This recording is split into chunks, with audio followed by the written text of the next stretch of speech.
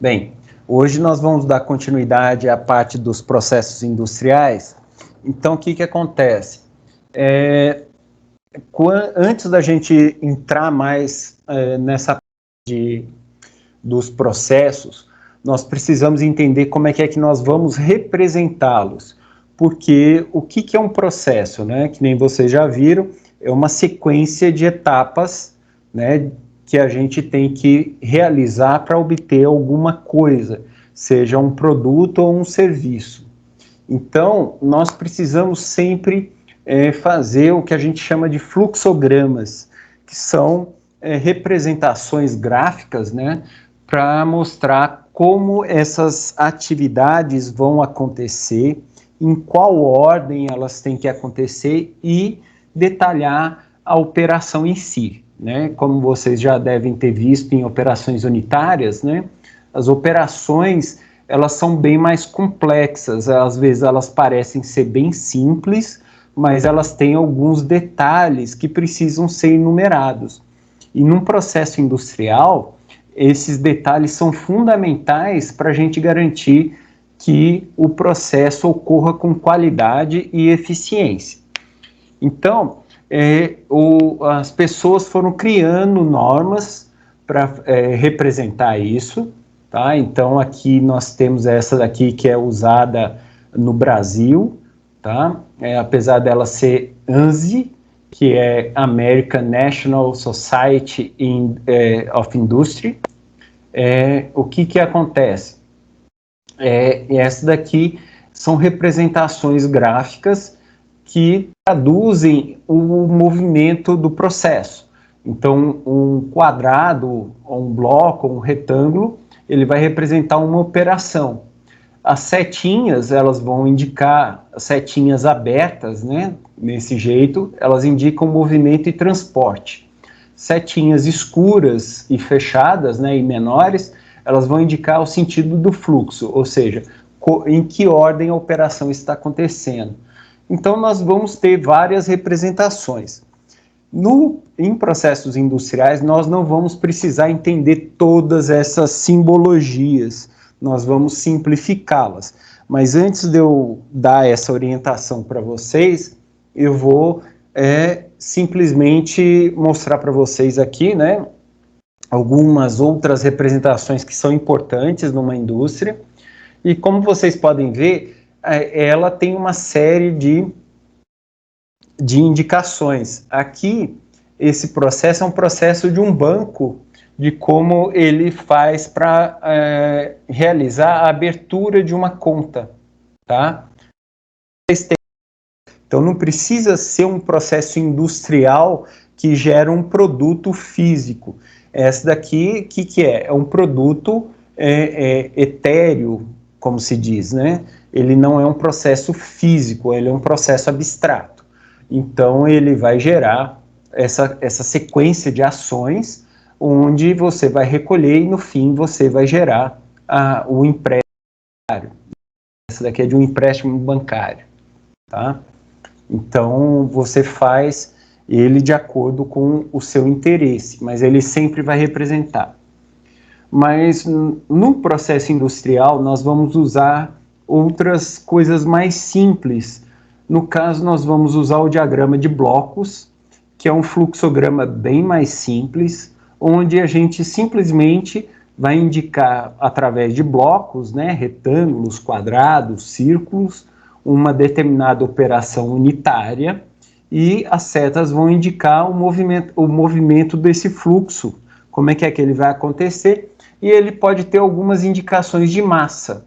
Então, aqui nós temos uma reação química que é para a obtenção do benzeno, e essa produção, né, essa reação, em termos industriais, ela é representada por essa situação, onde eu tenho aqui o tolueno reagindo com o hidrogênio. E aí eu tenho a mesma reação que está aqui, porque esse C7H8 é o tolueno, e aqui o hidrogênio. E vocês veem que aqui nós estamos representando as massas à medida que elas...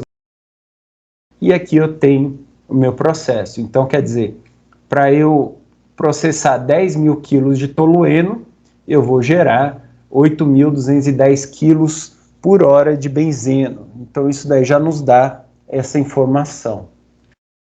Os diagramas de blocos, eles podem ser mais elaborados, tá? Então aqui vocês veem que já é um pouco mais complexo, tá? O diagrama, mas ele ainda continua sendo um diagrama de blocos, apesar desse tanto de setas e retornos, né? Então aqui você gera um gás que vai ser recuperado e aí você pega e injeta ele aqui nessa turbina que injeta aqui nesse reator, tá? Então, é só um exemplo de como as coisas podem acontecer, tá? Mas quando esses diagramas de bloco eles começam a ficar mais complexos, nós vamos recorrer a outros diagramas, a outros fluxogramas. Então, um diagrama pictórico é um que vocês vão sempre ver, né, disponibilizados na internet, para vocês terem uma ideia do processo. Eles vão simbolizar uma simplificação dos equipamentos e das operações que vão acontecer, tá? Ele pode ter algumas indicações de operação, mas ele é muito simplório, ele é muito simplificado, tá? Então esse daqui é de uma cimenteira, esse daqui já é um outro de uma siderurgia, né, que aqui tem o alto forno representado aqui, a matéria-prima sendo alimentada no processo e como você pode transformar o seu material depois que você produz o aço, tá? Então isso ele pode ser mais simples para entender o processo, porque aqui ele já passa aqui a ideia de que você tem essa planta de sinterização.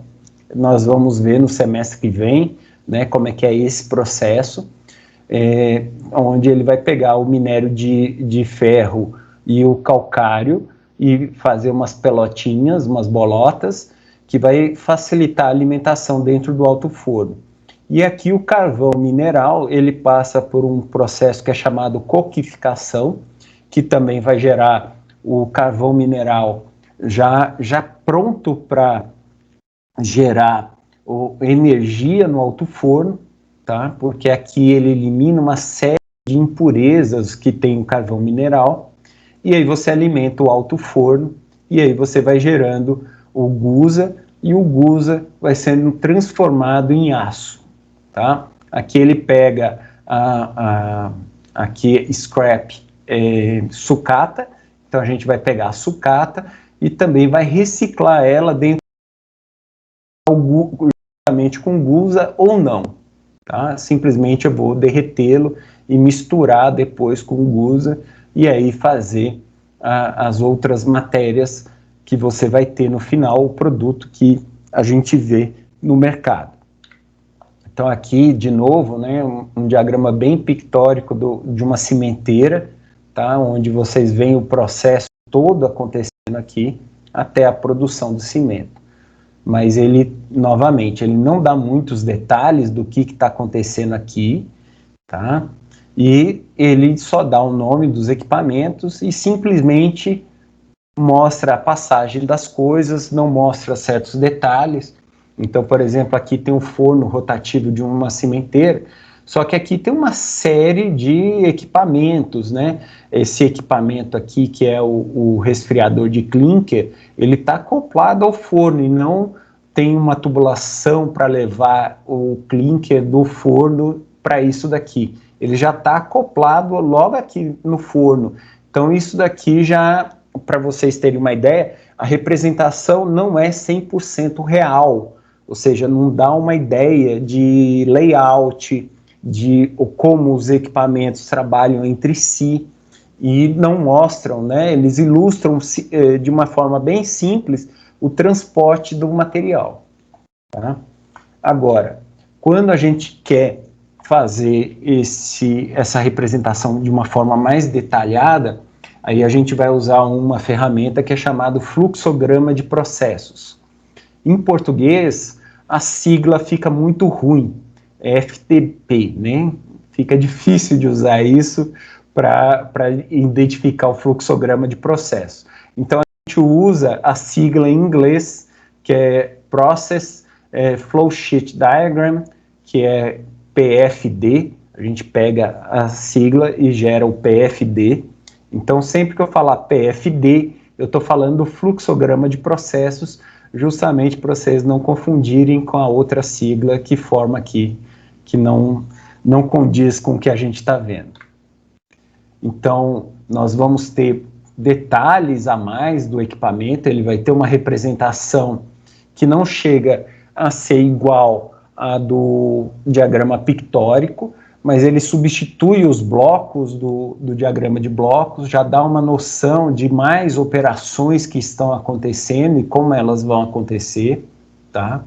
E também nós podemos aqui indicar o fluxo de massa disso. Então aqui a linha 1 é essa linha aqui que está identificada, onde ela vai pegar a amônia, levar para esse vaporizador, essa amônia vai entrar a 731 quilos por hora, e aí a gente vai processando em diversas operações. Então, quando a gente chega aqui na 12, é essa daqui que nós temos. Então, nós vamos ter a saída de ácido nítrico e água aqui nessas proporções, total do fluxo que é indicado, tá? Então, nessa daqui é uma produção de ácido nítrico. Então, o sistema é feito dessa forma. A gente dá uma ideia de como utilizar essa ferramenta de uma forma mais completa. Aqui nós temos, inclusive, também a temperatura em que cada linha está, qual é a pressão que elas têm também. Tudo isso é muito importante. E aqui no canto direito, né, inferior, nós temos aqui a identificação, quem é que está fazendo o processo, qual processo que é, qual é o código dele dentro da linha de produção e quando que ele foi produzido. Então isso é bem interessante porque ele nos dá uma ideia. Essa daqui é o que a gente chama de fluxograma de processos e é a planta que a gente fala que é a planta industrial da empresa. Então a gente não está vendo aqui como é que ela está distribuída no espaço, mas aqui nós já temos uma noção mais detalhada do processo que vai ocorrendo, sabendo aqui as proporções de massa, temperatura e outros detalhes. Então a gente usa uma simbologia já mais detalhada, então aqui um aquecedor com uma resistência aqui no meio, os reatores já vão estar mais detalhados, as torres de processos, né, de destilação, de absorção também vão estar aqui, né, tem essas simbologias. Aqui tem um trocador de calor que pode ser representado dessa forma, de acordo com o design que ele possui, tá? Então aqui é um trocador de placas, aqui é um trocador de casca e tubo, esse daqui é uma bomba centrífuga, que é o que usa para se transportar os produtos, essa daqui já é uma bomba chamada bomba sapo em português, mas é porque o pessoal fez uma tradução porca do inglês, que aqui é sump pump, pump é bomba, e o sump quer dizer que ela bombeia de baixo para cima. E aqui o pessoal chamou de sapo, porque é como se ela estivesse pulando de baixo para cima também. Então o pessoal traduziu, mas ela ficou com uma tradução meio porca. Mas o pessoal entende isso. Então, aí nós podemos já ter, por exemplo, aqui a da cimenteira, né, aquele diagrama que a gente tinha pictórico da cimenteira, vocês veem que já ficou bem mais elaborado, com mais informações, detalhes técnicos. Então aqui o resfriador de clinker, aí mostra aqui os sopradores que vão injetar o ar para resfriar o clinker. Aqui já tem o forno bem mais detalhado, mostrando que ele é bem longo, e ele é o principal, né, porque ele está no centro do diagrama.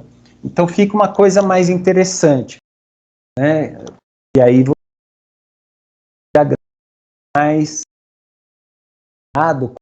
aquele fluxo de massas, né, que a gente estava falando, e aqui os detalhes das operações que a gente vai ter.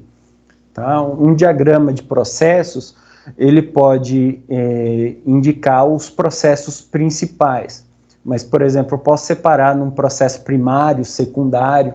e aí eu ter uma indústria representada em 6 a 8 diagramas, fluxogramas, né, de processos. Tá? Então, quando a gente pega os fluxogramas de processos, aqui tem até o nome dos equipamentos, né, a gente tem uma informação detalhada. Isso daqui é o mesmo processo lá do início, né, do diagrama de blocos, como é que ele fica mais completo no fluxograma de processos, para vocês terem uma ideia. Agora, na verdade, esse daí não é o diagrama mais completo que a gente vai ter numa indústria, tá? Esse daqui é o fluxograma industrial que um engenheiro ou um técnico de laboratório vai ter para visualizar o processo. Mas quando você quer detalhes mesmo, aí a gente vai usar um outro fluxograma. Mas para vocês terem uma ideia, eu vou só ilustrar agora essa parte do fluxograma de processos, tá? Né? Enquanto lá atrás, no diagrama de blocos, isso daqui era só uma caixinha, tá? Se vocês pegarem depois os slides, vocês vão ver isso daqui era só uma caixa, um retângulo, tá? E a gente distribui nesse tanto de equipamento que tem aqui. Agora, quando eu vou representar isso no fluxograma mais completo que eu tenho, eu vou ter um detalhamento nessa forma, tá? Onde cada bolinha aqui significa um equipamento que vai fazer medida do processo. Aqui eu já vou ter indicação de válvulas que vão abrir e fechar o fluxo do meu processo. Eu já tenho um nível de detalhamento muito maior de equipamentos que ligam e desligam, tá? Essas bolinhas que estão com traços, né, que nem essas daqui, elas vão indicar que ela liga e desliga no processo. E que essa linha tracejada, esses dados que você obter aqui, vai alimentar esse outro controlador que vai fazer essa válvula abrir ou fechar automaticamente. Tá? Então, a automatização do meu processo, ela vai ficar mais detalhada aqui nesse daqui. A gente chama ele de fluxograma de engenharia, mas a tradução literal do inglês é o fluxograma de processos e instrumentação, que em inglês a gente chama de Piping Instrumentation Diagram, e aí a gente chama ele de PID, tá? E aí a gente vê a mesma operação, aquela mesma caixinha, tá? Diagrama de blocos. Na engenharia, para você ter todas as informações de como funciona o processo, é isso daqui. Tá? Então, aquela caixinha representa toda essa operação que está aqui. E aquela última parte do fluxograma representa essa parte. Então, quando eu pego um processo completo, que nem esse, que tem aqui os diagramas de massa e tudo mais, eu vou pegar de novo essa outra parte aqui, que esse daqui é um outro processo. Então aqui vocês veem que só tem dois retângulos grandes, 1, 2, 3, 4, 5 círculos de controle indicados aqui. Aí quando eu vou representar ele bem detalhado, novamente, aí nós vamos ter uma coisa monstruosa dessa daqui. Então um fluxograma de processos que já ilustra uma parte do processo da indústria, ele pode ter pelo menos de 8 a 12 PIDs. Então, um fluxograma de processos que a gente ainda, se a gente pega uma indústria e divide ela em fluxogramas de processos, a gente divide ele em 6 a 8. E ainda nós podemos pegar cada um desses 6 ou 8 e dividir ele em mais 12. Então, nós vamos ter aqui quase que um livro do tamanho de uma mesa de jantar, onde você vira antigamente, né? Isso daí era da época, eu sou para vocês. Eu já tive a experiência de ver esses diagramas impressos. Então, era um livro do tamanho de uma mesa de jantar que ficava exposto. E quando a gente tinha que estudar o processo detalhadamente, a gente pegava esse livro e ia abrindo ele e folheando cada uma das plantas e vendo esses detalhes. Tá? Oi. Mas seria o técnico mesmo que iria ter que fazer esse fluxograma ou só engenheiro que faz todo esse fluxograma? Para É mais de uma pessoa. elaborar, para fazer, assinar assim, dizer que está correto aquilo ali, tem que ser um engenheiro. Mas para fazer isso daí, pode ser um técnico. Inclusive, você usa até técnico de edificações para gerar esse tipo de informação. E aí o técnico em química entra para fazer o acompanhamento para ver se as ilustrações estão corretas. Então, quando eu fazia estágio, o meu chefe, que era o engenheiro, ele pegava e chegava e falava assim, olha, vai lá no livro do PID, do processo tal, na página tal, e confere para mim se esses sistemas de controle é isso daqui, que ele pedia para conferir e comparar com algumas coisas do projeto que ele estava renovando.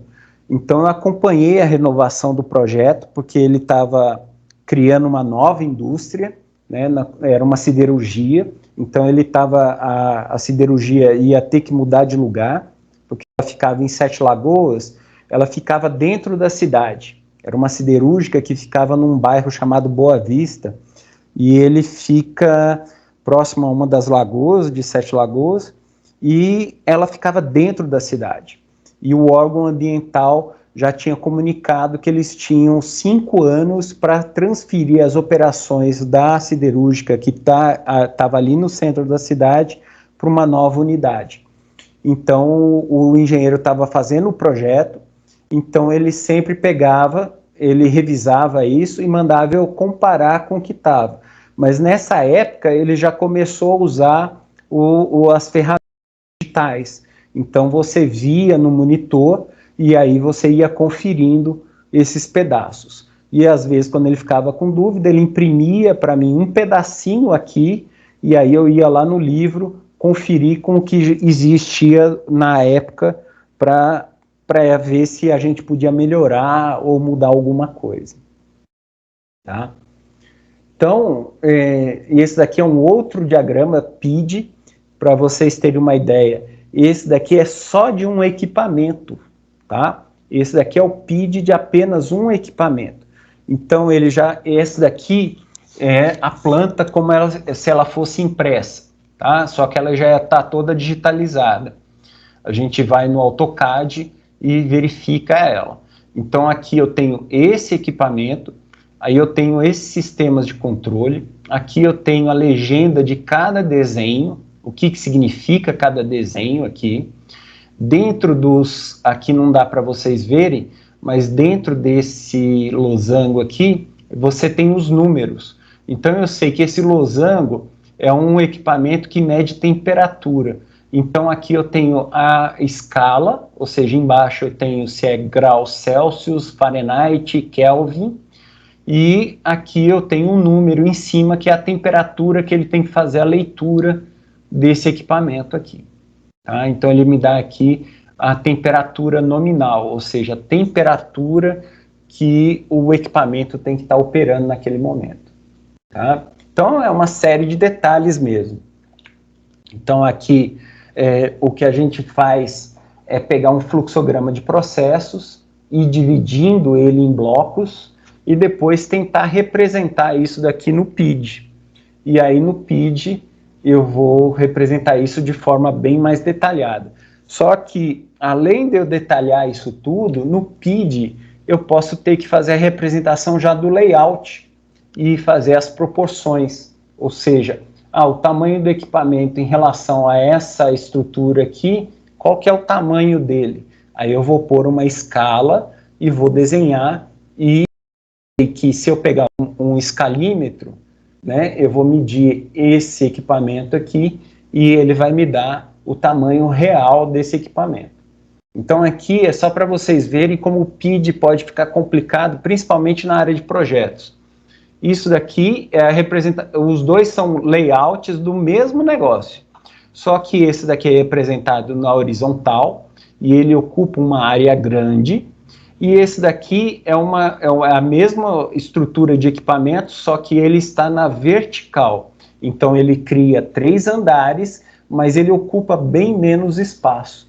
Dependendo da área que você tem para trabalhar e construir, às vezes uma construção vertical vai ser muito mais útil do que uma horizontal, porque você vai ocupar muito espaço assim, e às vezes as tubulações que você vai ter que fazer, o gasto que você tem para colocar esse tanto de tubulação pode ser muito grande. E aí você pondo na vertical, você diminui isso e o custo cai em 30% até 40% se você muda de uma estrutura para outra, sabe? Então, por conta disso, é interessante. Uma outra variação que vocês podem ver, e que essas daí são as mais comuns de vocês presenciarem, né, principalmente quando vocês fazem uma visita numa indústria, é vocês verem isso daqui. Isso daqui é um PID, tá? É um fluxograma de processos meio PID. Por quê? Isso daqui é uma tela de computador que faz o controle da planta industrial. Então você vai ter uma interface de computador que vai ser muito parecida com um fluxograma de processos, mas ele vai me dar detalhamentos como o PID. Então ele vai me dar aqui massa, temperatura, pressão, se essa válvula está aberta, se está fechada, ou se está aberta em tantos por cento. Vamos supor que eu queira abrir só 30% dessa válvula. Então aqui ele me indica o tanto que essa válvula está aberta. Então eu consigo ter essas representações. Hoje em dia, os operadores industriais e técnicos operam já na mesa de controle com essa interface. Então você não vai lá no equipamento e muda uma regulagem. Hoje você já faz isso. E se você pensar na indústria 4.0, que o pessoal adora falar do que é hoje em dia, essa indústria 4.0 significa que eu posso estar no Japão e fazer uma alteração no meu processo em tempo real. Né? O pessoal me liga, eu estou lá no Japão, são 12 horas de diferença, né, de fuso horário, aí eles me acordam de madrugada e falam assim, olha, esse equipamento aqui está dando problema, e eu como engenheiro, que estou viajando por alguma razão a trabalho, ou até de férias, ele chega e vira para mim e fala assim, olha, o equipamento está dando problema e eu não consigo regular ele de forma eficaz. Aí eu pego, entro no meu notebook e pela internet eu vou lá, acesso o sistema de controle e mexo na regulagem desse equipamento e corrijo o problema que está tendo. Então, hoje em dia, quando se fala em indústria 4.0, significa que além de eu ter um sistema de controle bem digital, eu tenho ele também funcionando à distância. Eu não preciso estar de corpo presente na unidade para poder fazer essas mudanças. Tá ok? Então, quando o pessoal fala 4.0, é porque a 3.0 foi criar esses sistemas de controle onde o operador não precisava ir até o equipamento e mexer na válvula ou torcer um parafuso ou alguma coisa assim. Você aperta um botão no teclado e já muda. E agora nós podemos fazer isso pela internet. Não precisamos fazer de corpo presente na unidade industrial. Tá? Bem, então, hoje, para a gente concluir a ideia desses diagramas, eu vou explicar para vocês como vocês vão construir e depois eu vou dar uma atividade para vocês fazerem ao longo da semana. E aí, se vocês tiverem dúvidas, vocês podem me procurar. Mas as instruções básicas de construção de um diagrama de blocos, né, a gente primeiro vai lembrar, né, que ele é uma ideia inicial, é só para a gente simbolizar bem simplificadamente um processo que ele vai acontecer, tá? A gente pode tanto fazê-lo na horizontal, ou seja, da esquerda para a direita, ou fazer na vertical, de cima para baixo ou de baixo para cima, tanto faz. Tá? Na horizontal também posso representar da direita para a esquerda. Por exemplo, se você vê nos países orientais, do Oriente Médio até o Japão, eles têm o hábito de começar as coisas da direita para a esquerda. E nós ocidentais, que nós estamos do Oriente Médio para cá, né, à esquerda, onde a gente já está na África, Europa, a gente sempre faz da esquerda para a direita, tá? Por quê? Porque lá do Oriente Médio em diante, as escritas deles sempre são de baixo para cima e da direita para a esquerda, tá? Então, até os painéis de controle deles são da direita para a esquerda, tá? Isso daqui é bem interessante, porque quando eu fiz um estudo de equipamentos japoneses, eles falavam assim, você quer uma diagramação ocidental ou oriental? Aí a ocidental, você leria os instrumentos da esquerda para a direita. E se você pegasse o sistema oriental, você teria que ler ele da direita para a esquerda. Tá? Bem, e aí a gente cria uma convenção. Então a gente sempre vai indicar, né, quando a gente fizer os nossos diagramas de blocos, sempre fazer a entrada de materiais quando a gente está na vertical da esquerda para a direita, ou então na vertical, né, aqui está errado a orientação, aqui tá diagramação vertical, tá certo. Entrada de material, aqui que o texto que está errado, né, que aqui está falando da esquerda para a direita, mas aqui nós vamos indicar de cima para baixo. Então, se eu vou indicar uma entrada nesse retângulo, ela vai ser de baixo para cima, de cima para baixo, ou seja, a setinha começa aqui em cima e entra na caixa, e depois para sair, ela sai de cima para baixo, tá?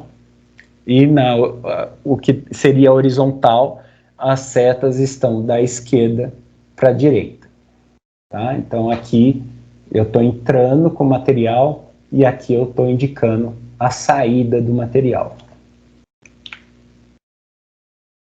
Então, quando vocês forem construir, tentem seguir essas regras, que aí facilitam bem a vida de vocês, né? Primeiro, leia o descritivo completo, não saiam fazendo as coisas direto. Leiam uma vez ou até 2 vezes, tá? Marcam as principais operações unitárias que vocês conseguem detectar no processo, e aí vocês vão indicar ele como operação unitária e não pelo nome do equipamento, tá? Vocês vão evitar o uso do nome do equipamento. Então nós vamos falar que é uma operação. Então eu estou fazendo peneiramento ou peneiração. Eu estou fazendo... tem algumas palavras que não vão fazer sentido, mas a maior parte funciona com ento ou ação. Por exemplo, eu não vou falar batimento ou bateção. Eu vou falar que ali o material vai ser batido ou misturado, tá? Então, eu tenho algumas mudanças, mas, em geral, eu consigo usar esses 2 pós-fixos, ou seja, essas finalizações aqui. Lista as entradas e saídas do processo, escreve eles, né? Se você está fazendo o seu desenho na vertical, lista eles à esquerda, para indicar depois a saída, a entrada, desculpa, e depois o que estiver saindo, né, os produtos, à direita, para indicar a saída deles. E depois aí vocês começam construindo. Eu sempre recomendo vocês construírem inicialmente na vertical, mas depois, por questões de economia de espaço ou até de praticidade, vocês podem pôr ele na horizontal. Mas sempre fica mais fácil para vocês fazerem na vertical inicialmente. Então, por exemplo, aqui, eu pus uma operação bem simples, para a gente justamente montar ele de forma bem tranquila. Então, para o preparo de um café, eu meço 750 ml de água filtrada, coloco para ferver em uma panela. Faço a montagem da estrutura para coar o café, e coloco sobre uma garrafa térmica o suporte do coador e o coador de papel. Então, quer dizer, em cima da da garrafa térmica, eu ponho o suporte do coador e o coador de papel. Após a água ferver, coloco 4 colheres de sopa de pó de café no coador de papel, desligo o aquecimento e verto a água no coador de papel até alcançar 3/4 da altura do coador. Aí eu espero descer o nível da água e aí ver o pó, e aí eu acrescento mais água até atingir os 3/4. E depois eu vou até acabar a água. No momento que acabar de filtrar tudo, eu tampo a garrafa, sirvo e faço a maneira que eu quero adoçar. Então, se eu chegar e falar para vocês desenharem esse processo, então a gente começa a ver que nós temos uma operação unitária de aquecimento e uma operação unitária de filtração, né? Porque eu vou estar separando o sólido do café da água que vai passar. Ela vai solubilizar os materiais de interesse que está no pó e ele vai virar a bebida. Então, que nem eu falei, né? Eu usei aquecimento e filtração. Então, eu falei que eu vou aquecer, e aí eu usei a terminologia de ento, então aquecimento, e depois eu usei o outro que era de filtrar. Aí eu vou fazer uma filtração, tá? Por que eu uso isso daqui?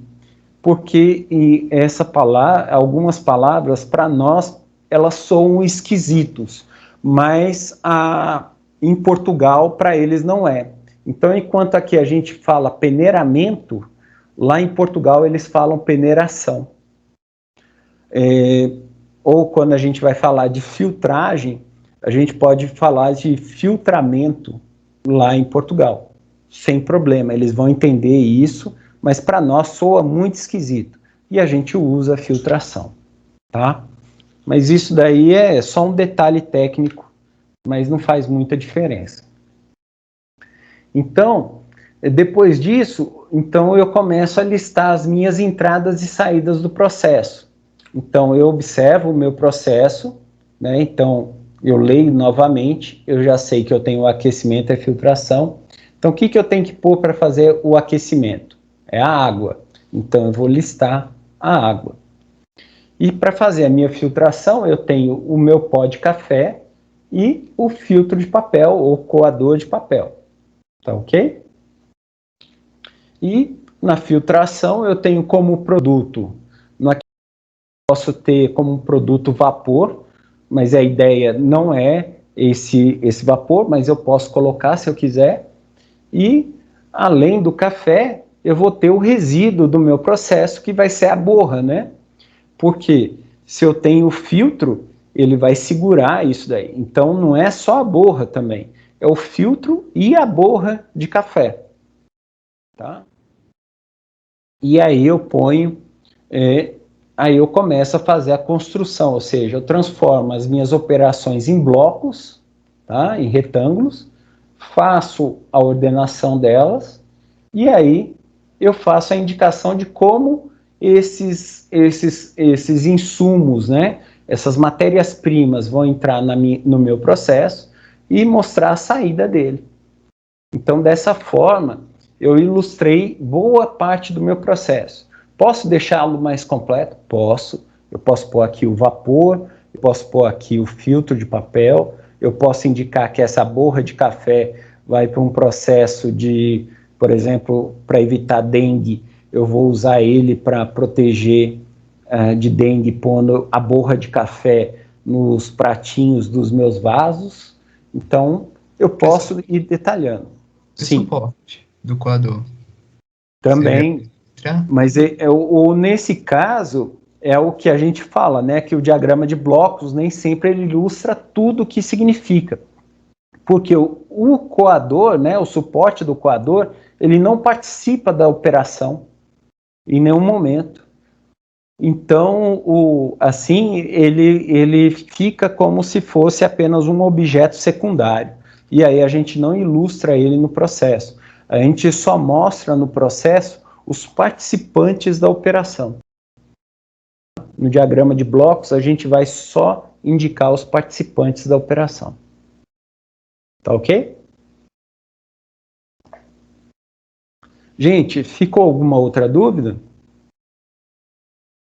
Eu sei que eu falei rápido, mas é que eu fiquei com medo de não dar tempo. Você ia falar alguma coisa, Gabriel? Tá tranquilo. Tá tranquilo, né? Tranquilo mesmo. É só meio confuso mais o diagrama mesmo, quando ele... Os detalhes, assim. Sim. Que é muita coisa. É práticas, né? É uma questão de prática. Então, por conta disso, eu vou passar para vocês algumas descrições e vocês vão converter eles em diagramas de blocos.